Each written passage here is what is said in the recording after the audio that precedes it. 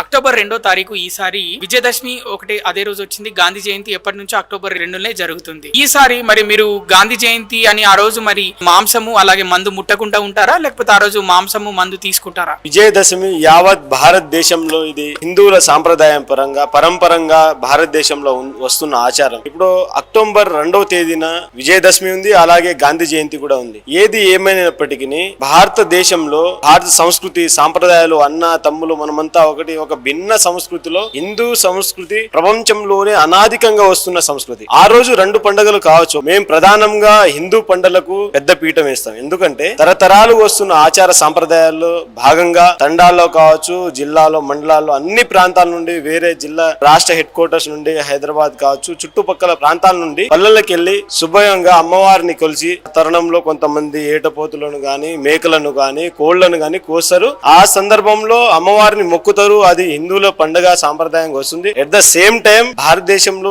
ఎన్ని పండుగలు ఉన్నా సరే ప్రపంచ దేశానికి విశ్వగురువుగా భారతదేశం రాను రోజుల్లో ముందుకు వెళ్తా ఉంది. కాబట్టి ఈ సందర్భంగా యావత్ హిందూ బంధువులందరూ బరాబర్గా అక్టోబర్ 2వ తేదీన బరాబర్గా హిందూ పండుగను జరుపుకుంటాం. అలాగే ఎట్ ద సేమ్ టైం ఆ వేరే జయంతిని కూడా జరుపుకుంటాం. కానీ మా యొక్క హిందూ సంప్రదాయం ప్రకారం మా పండుగకు పెద్ద పీఠం వేస్తామని ఈ సందర్భంగా మేము తెలియజేస్తా ఉన్నాం.